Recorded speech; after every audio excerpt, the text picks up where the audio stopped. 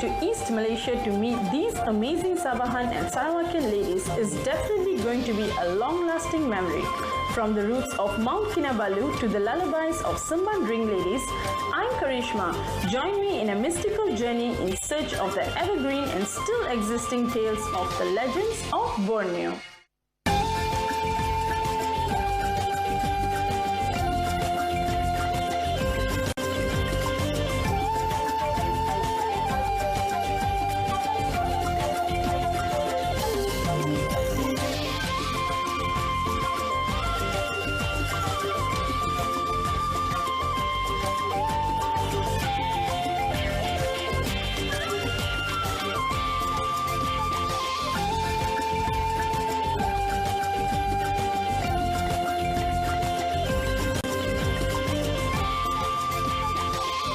Borneo is the third largest island in the world. Sarawak is the largest state in Malaysia.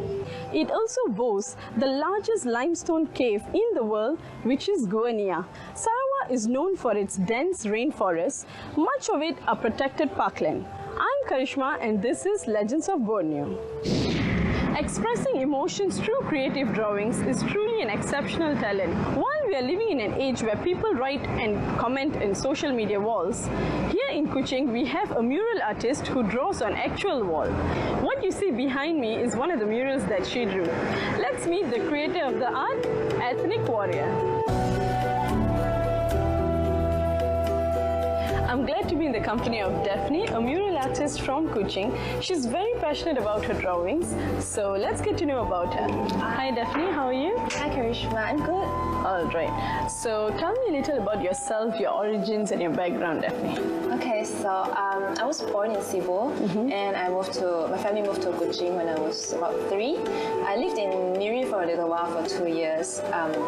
So I went to school I first went to Chunghua number 4 in Kuching, and then when I moved to Miri, I went to Chunghua Miri, and then secondary school Chunghua Miri, and came back and went to SMK Batu Bintang, SMK Green Road. So I have like 5 schools. And then after that, right after SPM, I went to Swinburne, University of Technology, which is in Sarawak campus. So I studied in Sarawak all my life. So Daphne, where did you end up after your graduation? Okay, right after uni, I was straight away out to get a job. So yes, I was working in an architecture firm doing their business side of things, which is marketing, administration, HR and all that. Throughout my time with the architecture company, and because I was very interested in drawing, I've always drawn my whole life, and then every time I draw something, I would post it on Facebook and on my website.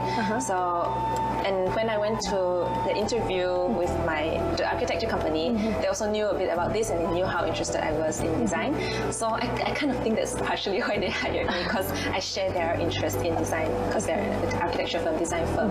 And there, when I was there, because I show a lot of interest and I want to learn all these things, they taught me skills like tools like Adobe Photoshop, Adobe Illustrator, which later became very useful in my art career. Lovely. So how did you develop your own artsy Daffy? Okay, Artsy Daffy came about actually a long time. When I started working, I decided I should start a website. So the name just came out. I was discussing with my friend and Artsy Daffy sounded like a catchy-ish name at the time. So it just stuck. So my website was artsydaffy.com. It is still now. And that I also just used that name for my brand now. So Daphne, it's been 2 years, right, since you started out. Can you tell us what are the major projects that you've worked on? I think the first one would have to be the Feast and Furious Cafe. That was one of the first big projects. It was 2 stories. Learned so much from that one. It was also at a very public place, so it was pretty good publicity. Anyway, and that also taught us a lot about how to draw in a large scale and a first story and all that. So Feast and Furious Cafe, and then after that there was Animal Kingdom, which was quite a challenge because it was a 2-story shop lot and it has huge windows in between, and the client wanted something 3D on it. So how do you do 3D with so limited space? Like you practically just have a frame for the windows. How do you do that? So that was a challenge, but it was also super interesting, very, very exciting. And one more project is at the Waterfront Hotel, Kuching. It's an installation on the 4th floor beside the swimming pool. So that installation is made of recycled plastic water bottles. I think about 1,000 water bottles. We cut it into 3 parts. So there was a lot of work, cut into 3 parts, and then we painted each one of them. Okay. And then we glued them onto a big board, and then we put it on the wall. So Daphne, since it's been 2 years since you started your own company, I'm sure you have your plans and projects in line. So where do you see yourself in the next 3 to 4 years? Okay, apart from always drawing, illustrating, designing things for people, which is murals and portraits or any graphic design that they need, I hope to grow more in the digital side as well. So that's why we also take our videos, we take videos of our work and try to create more fun content. And then hope to grow a team of people which want to do the same things as we do, like just create pretty things or create fun things for people. So apart from being a mural artist, as a creative person, what other hobbies do you have? I think I have many interests. I do sports. I do a lot of sports. I used to do a bit of fighting, but I stopped that because I got injured. I do scuba diving, like I mentioned earlier. I did a bit of rock climbing, which is why I had that. Badminton, and I like the outdoors. So that's the nice part about Sarawak, because we have a comfortable little city, which is not too slow and not too fast. And then we have forests. So sometimes on our weekends or major holidays, we can go hiking. So Daphne, apart from being a mural artist, how do you connect yourself to the Sarawak people? I think there are 2 things that we always do, that we have been doing. One is with the art community here, and another one is with charities or organizations. So I think let's talk about the charities first. The Little Writers Program, which was just a few months ago. My friend, she teaches, she encourages kids to read more, and they talk about the stories. And this is just something that we don't really have enough of here in Kuching. So from there we let little children from age 7 to 12 write books. We help them write and publish an entire book, and we even had a real book launch where the kids sell their books and sign their names. So that's we've helped in the illustration part, so we teach them how to illustrate. Apart from that, we connect the community also as a whole. Like we have events and we'll try to support each other, show up at these events, recommend each other. There are so many types of artists here. There's like paper cutting artists, jewelry makers, and they're all just young people who graduated from things like engineering and then go into the art field. So Daphne, thank you so much for sharing your story with us. It's amazing to see how you share your thoughts and statements through the creative art, and thank you so much for being our guest in Ethnic Warrior. Thank you so much. Thanks RTM for coming to Sabah and Sarawak, sharing our stories here. There's so many things going on here. The community has grown so much. So thanks for featuring us. It's our pleasure. Thank you.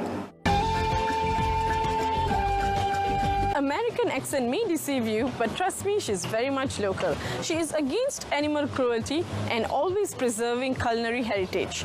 I love her swag in delivering her messages. Let's meet Datindona Duriwi in our next segment, You're the Woman.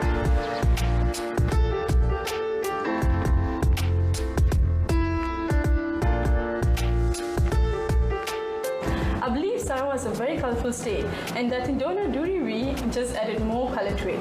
I'm really excited to speak to her today. So hi Datin, how are you? I'm fine, thank you, and welcome to Kuching. Thank you very much, Datin. So tell me a little about yourself, your origins and your background. Well, my mother is Iban, which is one of the major tribes of Sarawak, and my father was American. He came to Sarawak in the 60s, and then he met my mother, and the rest, as they say, is history. So I was born in Cebu. I spent my younger years there, and we used to go back. And then we moved around from Philippines, West Malaysia, and then we came back to Kuching. And we used to go and visit my grandmother, and I remember going back to her longhouse in Bawangasan. And those days we used to have to use the long boats. Wow. So going along the mighty Rajang River and making a few stops, seeing other longhouses along the way. Now there's a road, but I think we all still prefer the boat ride that we used to have to do. Yeah, that must be an experience here. Yeah, it was really exciting. I mean, looking at the the life along the river. You know, you see of course you see the sawmills and all that, because Cebu was very famous as a timber town, especially in those days. And then just seeing all the different longhouses along the way and waving to everybody on the river. So that was more interesting than driving along the road, I think. So Datin, I'm aware that you're actively involved in many organizations. So how may I address you? More of an animal welfare rights person, and as well as somebody who likes to promote heritage, the interest in heritage amongst the people, especially amongst the young. So let's touch about animal welfare then. So can you tell us a little about that, please? Well, I'm currently the president of SSPCA, which is the Sarawak Society for the Prevention of Cruelty to Animal. And I've been involved in this for more than 10 years now. So starting with just looking after the animal shelter and trying to get donations for that, now we've kind of looking at more on the bigger picture, trying to help the government with some of its policy and the direction that they're going. Especially now that we have rabies in the state of Sarawak. And so helping the government in the fight against rabies, trying to remind people to have their animals vaccinated. As we always say, the stray problem is not an animal problem, it's a human problem. It's caused by the humans. It's caused by owners not being responsible, letting their animals run out, letting them get pregnant, and then when the puppies or kittens come along, they don't want it. And what do? They abandon them in the street.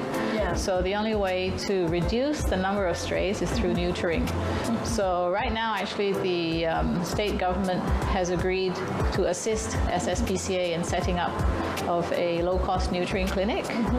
So that's something that we are working on, that proposal, looking for premises and doing the budgeting, and so we'll be presenting that paper to the government soon. So that's one of the aspects of animal welfare that we're looking at, trying to reduce the number of strays. The others that we do is also now we're working on a new animal village. We don't want to call it animal shelter because shelter gives a different connotation. Village, we want to make it a happy place, somewhere where people will want to go, even to have a cup of coffee. We plan to have a cafe, we'll have a grooming area, we'll have a vet's clinic, and we'll have a park where people can go and sort of walk their own dogs. We might have training programs. So may I know your involvement in preserving the heritage? Well, there's a couple of different aspects to heritage. So my involvement is more on culinary heritage, because one of the other NGOs that I'm involved in is the Sarawak Eurasian Association, and we put together a cookbook. It's called the Legacy Cookbook, and we won the World Gourmand Awards in Paris in 2011. So that was very exciting for us. And from there, the state government, the tourism ministry then invited me to help to set up, to head the Culinary Heritage Committee, because that was something that they felt was part of the intangible heritage that they wanted to try and help preserve. So through that, I formed a committee again, and so we've worked together and we've done a few projects, like we had twice we've done the India street food, heritage street food event. And so what we do is we get small cottage industries, small industries, people who are just starting out. Like we have one lady from Barrio, and she does beautiful cinnamon biscuits made from the Barrio cinnamon. When she first started, she had different containers and all that, so we give people advice like, okay, maybe you can standardize your containers. Maybe you can add on a sticker, you know, promote yourself, put your number. People want to know where they can buy more if they like it. So the next time that we did it, it was really nice to see better packaging. Also, just recently, one of my committee members, she organized a talk to get everybody registered on Buy Malaysia through the MaTrade. So that gives them another platform to further market what they have. So this is one of the things, like you're preserving like cinnamon biscuits made from Barrio cinnamon.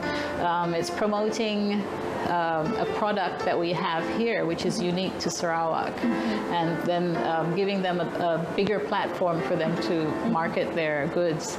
That sounds amazing, Datin. So may I know what other organizations that you're actively involved? Well, there's one where we just completed our AGM. So again, this year I'll be the chairman of the Trefoil Guild Grill Guides Sarawak branch. So a lot of people don't know what a Trefoil Guild is. Yeah. It's actually an association of former Girl Guides, the Pandu Putri. We were Girl Guides in school, and after leaving school, and then many of us went on to have our families. So we didn't actually go on to be rangers and all that within the Girl Guide Association. So this is to bring back those who still want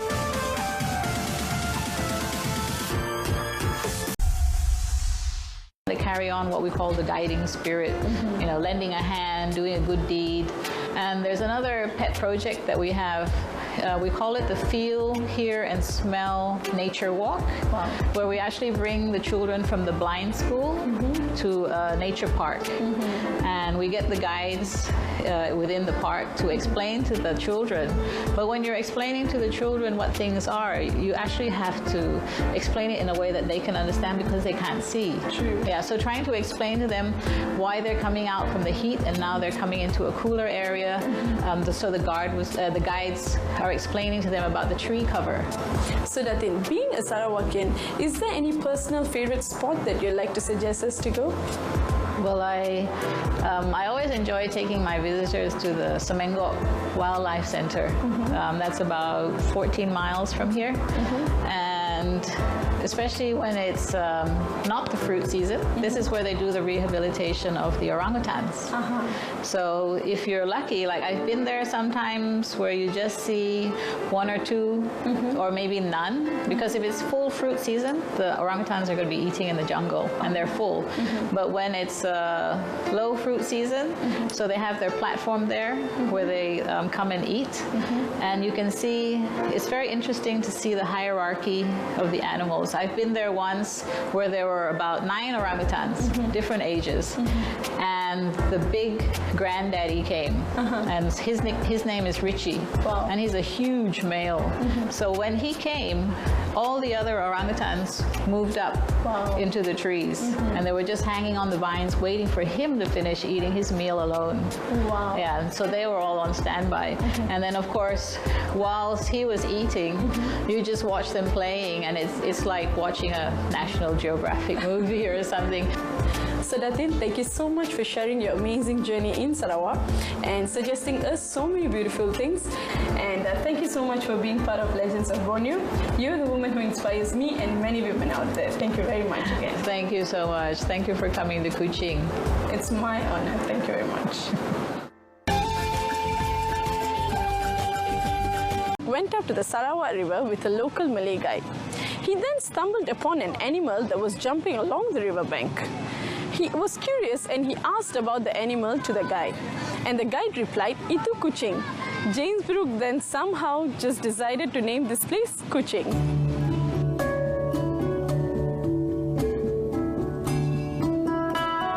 Kuching was the third capital of Sarawak in 1827 during the administration of the Bruneian Empire. In 1841, Kuching became the capital of the Kingdom of Sarawak after the territory in the area was ceded to James Brooke for helping the Bruneian Empire in crushing the rebellion, particularly by the interior Borneo dweller, Land Dayak people who later became his loyal followers after most of them being pardoned by him and joining his side.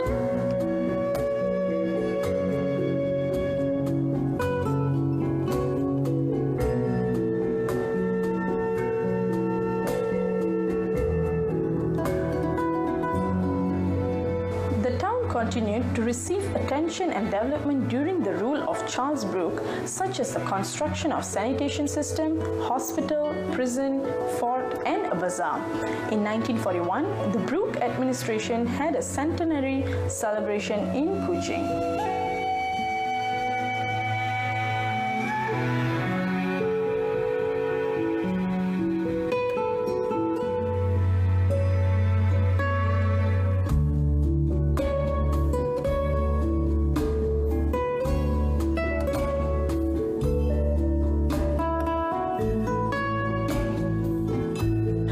Kuching Wetlands National Park is located about 30 kilometers from the city, and there are many other tourist attractions in and around Kuching such as Bako National Park, Semengo Wildlife Center, Rainforest World Music Festival, State Assembly Building, the Astana, Fort Margarita, Kuching Cat Museum and Sarawak State Museum. The city has become one of the major industrial and commercial centers in East Malaysia. Kuching is a major food destination for tourists and the main gateway for travelers visiting Sarawak and Borneo.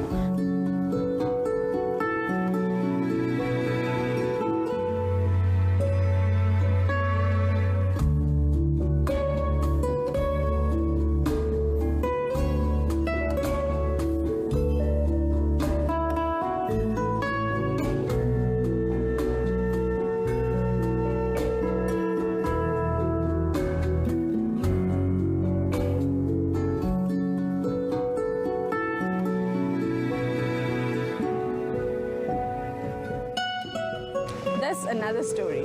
James Brooke referred to the Kuching city as Kuching. It sounds a lot similar to the old word Kuchin, which stands for pot. Given the fact that Brooke is a seagoing man, he just used an old Indian word for pot.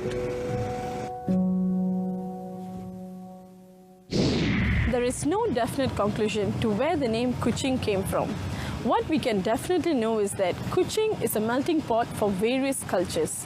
The people have lived for decades along with its unique food, culture, and its beautiful colonial building and its vast natural attractions. Till I meet you again, I'm Karishma and this is The Legends of Borneo.